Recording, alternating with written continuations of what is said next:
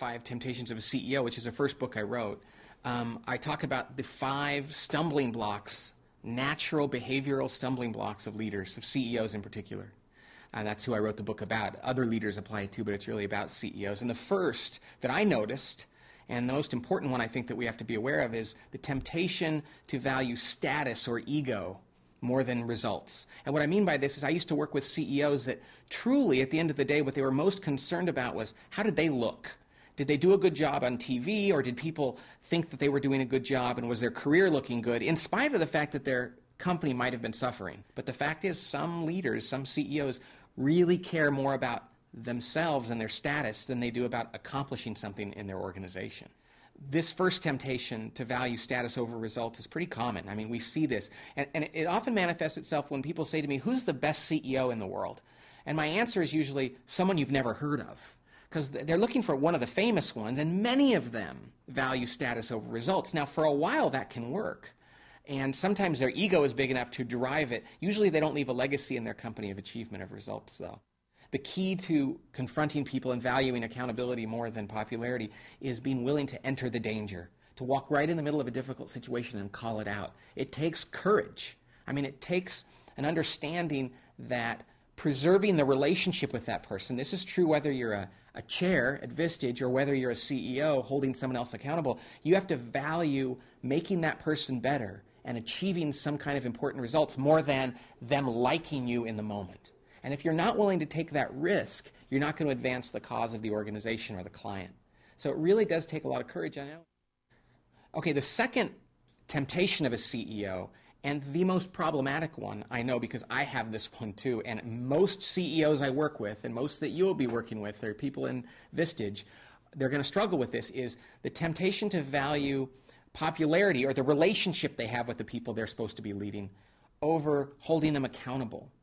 And when I talk about accountability, I'm not just talking about holding them accountable for their results. I mean, most CEOs will do that if somebody misses their numbers enough times. But I'm talking about holding them accountable for their behaviors. And too often I see CEOs who balk and hesitate to confront somebody about a behavioral issue that they know is ultimately going to cause a problem in the results of the organization. But frankly, it's just so uncomfortable because that person they need to hold accountable is usually their peer. They have a peer relationship with them.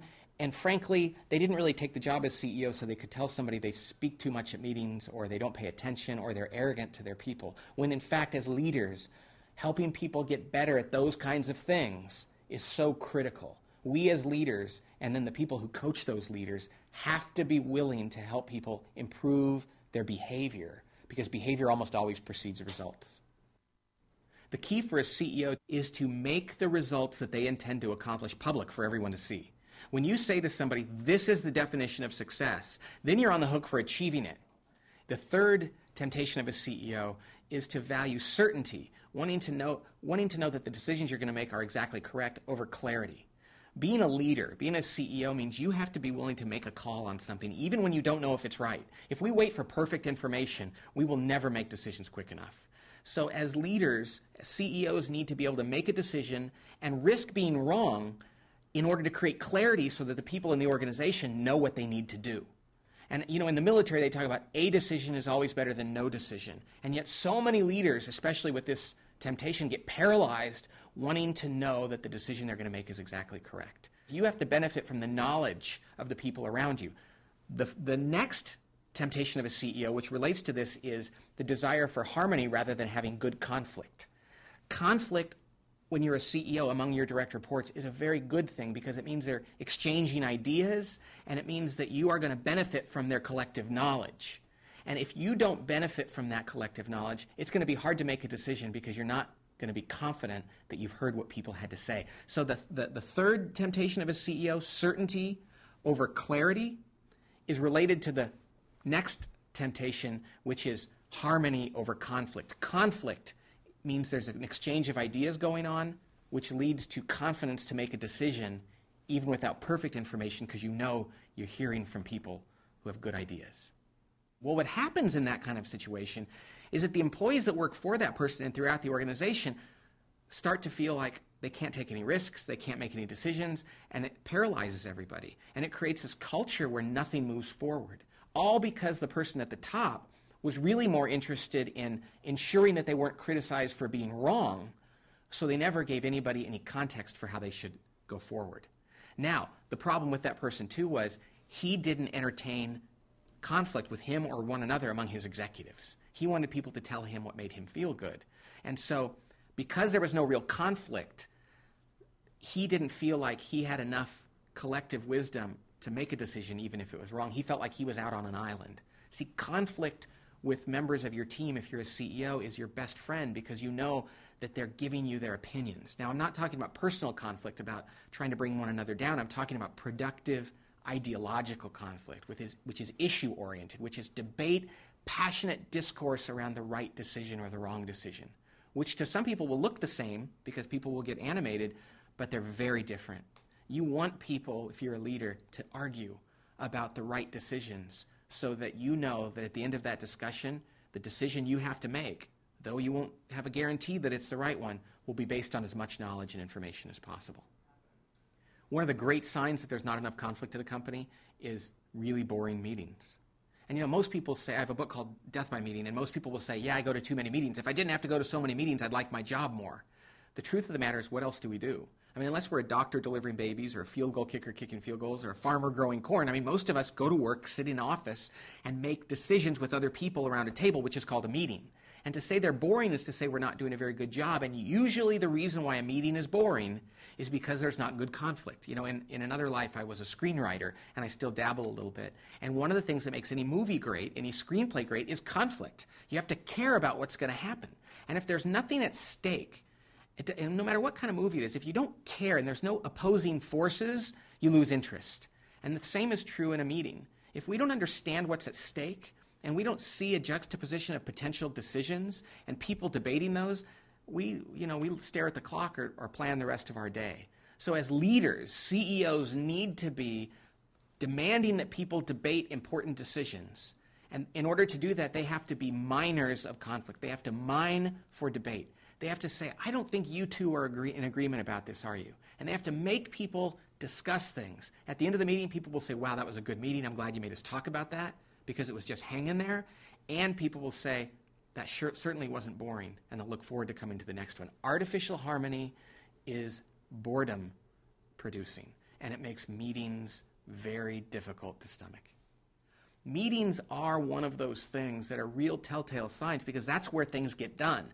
And so my advice to a Vistage chair is to help your clients with their meetings initially, because one, it's very practical. Two, it provokes the kind of other changes there are. And three, it's an area of great universal pain for your clients.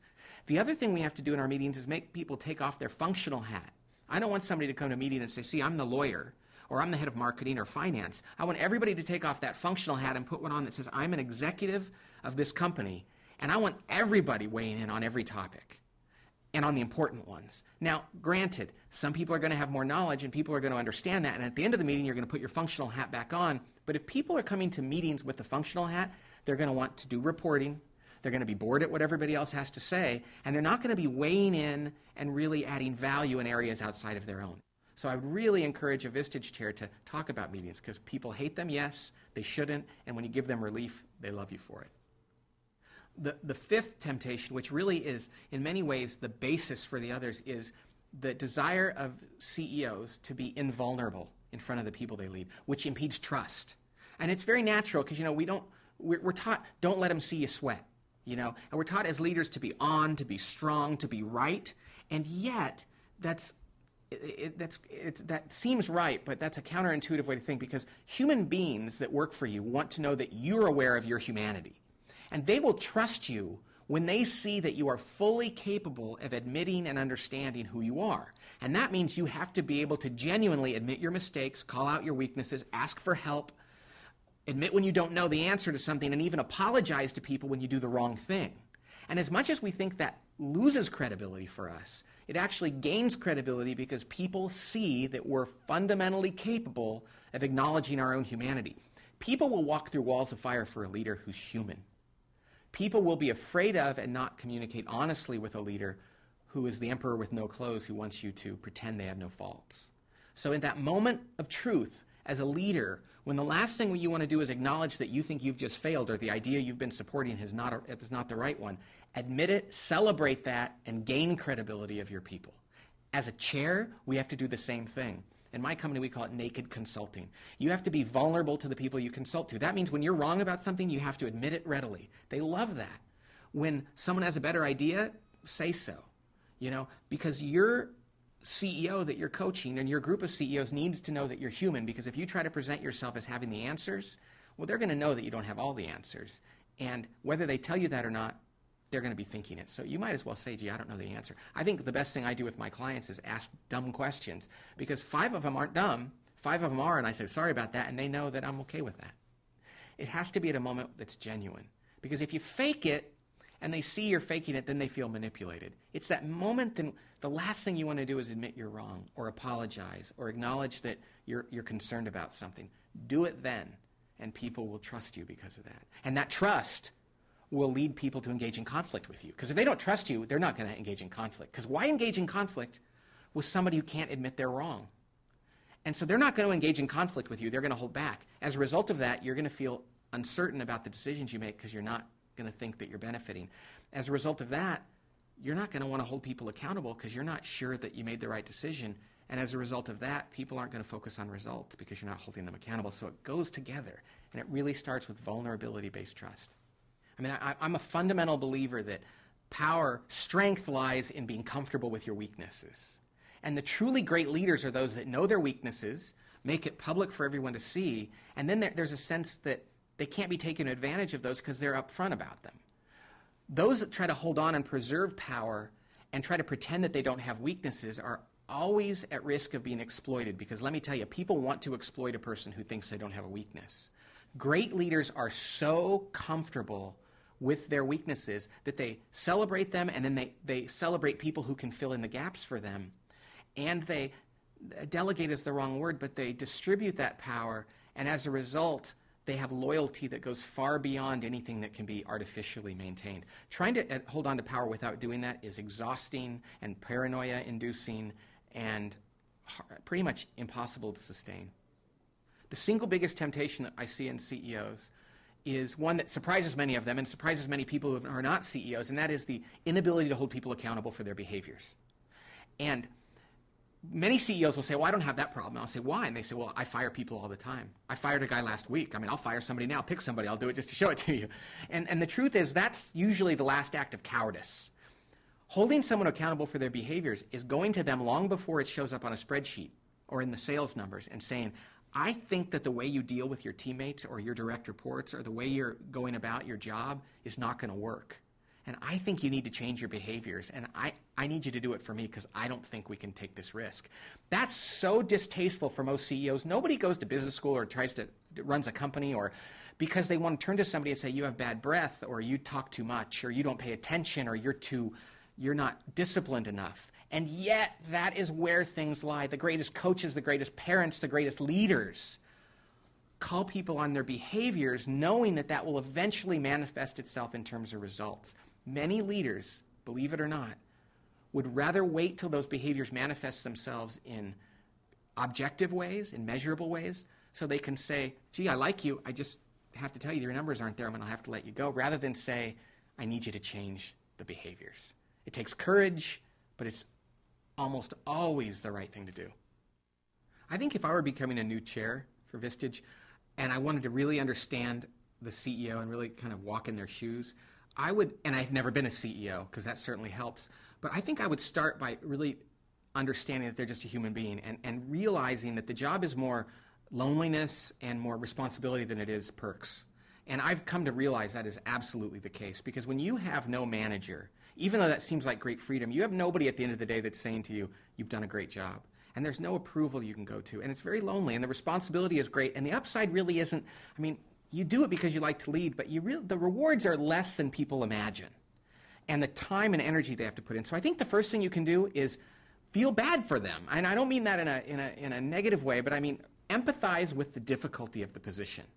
The second thing is go run something yourself. Volunteer at your church to run a committee or something and put yourself in a position of leadership and understand the complexity of trying to please a disparate group of people.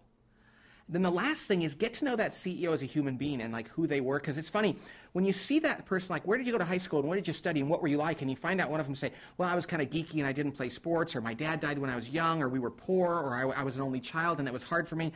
You start to see them as a human being. And ultimately, when you're a Vistage chair, you're helping a human being. And when we try to put this candy-coated shell of CEO around them, sometimes we forget that it's just a person trying to do a job with some unique issues, you know. So I think it's try to humanize them, try to empathize with them, and try to see them as the grown-up kid that they all are. And that would be my advice. So what I would say to Vistage chairs is, it's one thing to teach your clients by telling them, well, you should do this or you should do this. It's another thing to tell them stories. Because one, they can learn from them, they find them interesting, they remember them better. And if you can tell them stories about mistakes you've made, that's very powerful. So I just believe stories are great ways to learn. They keep people's interest, they're memorable, and they're human. And I'd also recommend that you be patient with yourself in terms of don't evaluate your success by the first meeting or the first 2 meetings you have with the group or the individuals. Credibility as a consultant takes time. And in order to build that up, it's like being a teacher. If you try to make the students like you your first day or your first week of class, you're probably going to be doing some unnatural things. You want to be patient with this, and you want to be secure. And your clients want to know that you're secure, that you can ask them a question that might be a little bit difficult for them, but ultimately they're going to respect you and value you. If you are evaluating your success after every meeting and over-assessing, you might start doing things unnaturally to get them to like you or to approve of you. So try to be patient with that and know that it's after the first 3 months of this that they're going to really decide whether they're benefiting from what you're doing. So that requires a level of security and confidence that really is what people are looking for in a consultant. If I were a Vistage chair and I had a member of my group that was domineering, that was outspoken and kind of demanded the floor, kind of that personality style. Obviously, I mean, what's interesting about that, you need to confront them. You need to do it in the right way, because really what you're doing more than anything is you're sending a message to the other people in the group about how you deal with this, and you're role modeling how they should be doing it as well, which is a real delicate balance between kindness but firmness. I mean, it sounds like a Wonder Bread commercial or something as a kid, But the thing is, you really need to take that on, and you need the other people in the group to know that you're doing it. But you need to do it in a way that obviously doesn't demean someone. And I think, though, when I'm in those kind of situations, I like to know, if I know enough about my people to have their Myers-Briggs type, and there's a good chance that person is an extrovert or a J or a T, and for those that know Myers-Briggs knows what that means. If you can use that, you can kind of deal with that situation humorously but directly by saying, now, I know you're an extrovert, let's hear from some of the introverts. And after a while, if you've tried those indirect methods and they're just not working, then you got to take that person aside and say, listen, I really need you to do this. And here's the last thing. It'd be better to remove somebody from a group in order to benefit the other 11 than it would be to keep them and hurt the other 11. Even if the other 11 never leave, they're not going to get the value out of this. And so that's one of those moments of truth that your team is, your group is going to be looking to you to set an example, because they need to do the same thing on their executive teams. A few exercises I think are very useful for CEOs, and for, if I was a Vistage chair, I could do it with my group, is all about building trust. And trust is one of those things that how do you go about doing that? There's actually some things you can do to accelerate that process, and they're very simple. The first one we use, and I'm sure Vistage uses this and far more sophisticated and impactful ways. But what we do with an executive team is something we just call the personal histories exercise. And again, I'm sure that you're already doing this, but we go around the room and ask executives to tell us where they grew up, how many kids were in their family, and where they fell in that order, and what was the most difficult or unique challenge of their childhood, not their inner childhood, but being a kid. And they're like, okay, this is the closest thing to anything touchy-feely we ever do. But after 10 or 15 minutes going around the table, it's amazing that people are looking at each other like, oh my gosh, I've worked with you for 7 years, I never knew that about you. And the thing is, they're looking at each other now as the people behind the job description, rather than as the head of marketing or the head of finance or whatever else. And it's very powerful. But it's a very initial exercise. It takes very little time. It's a baby step toward trust. Then we use a tool like the Myers-Briggs, and there's others, to give them an objective language to talk about one another's strengths and weaknesses, not in a good or bad way, but just objectively. And it's great after we do the Myers-Briggs, we do it very quickly, when somebody can say, yeah, I'm an ENTJ. I can be arrogant sometimes, or at least I can be misperceived that way, and I kind of steamroll things. Suddenly, everybody now has a vocabulary to call that person on it in a non-threatening way. Because they've just said, yeah, I know I'm like this. My Myers-Briggs type is ENFP. I get easily distracted. The prayer of the ENFP is, Dear Lord, please help me to focus more. Oh, look, a bird, And I get very distracted. And since the people I work with know that about me, they can say, Pat, we need you to focus. You're not focused right now. We need a decision. Without me feeling offended. And just doing those exercises, we see executives that have worked together for years call each other on things that in the past they'd have felt like was very personal and very critical, when in fact it's like they're coaching one another. And they could say, I know you're a detail-oriented person, but I think you need to see the forest here. So the first and most important thing is trust, and that's where teams really fail. But when they get to be pretty good at all of them, it's that one about holding people accountable. When you're on a team and you really like your teammates and you value their friendship and their relationship with them, it's tough sometimes to call them on things, even when it's in their best interest. And so I see teams hesitate at that moment, and sometimes it prevents them from taking the next step. So while trust is the biggest impediment to teamwork, the biggest stumbling block for good teams is when it comes time to actually call somebody on something which is in their best interest in the teams, they often balk because they don't want to jeopardize this good thing that they have. I think that being a great leader and being making a great team, or being a great team member, or even being a great chair is not natural. I mean, we have to do things that we don't come out of the womb doing. Calling people on something isn't fun. Admitting your mistakes isn't fun. Being vulnerable is difficult. And yet, I think that's why it's so rare and so important, is because we have to make decisions that counter our desire for self-preservation or being well-liked in the moment. And I think that's what makes this so wonderful, is that we have to help people understand the wisdom of doing that and have the courage to do that. And that's what makes for uncommon teams and uncommon leaders and uncommon consultants. But recognizing that it's not natural is probably an important step in helping us do that.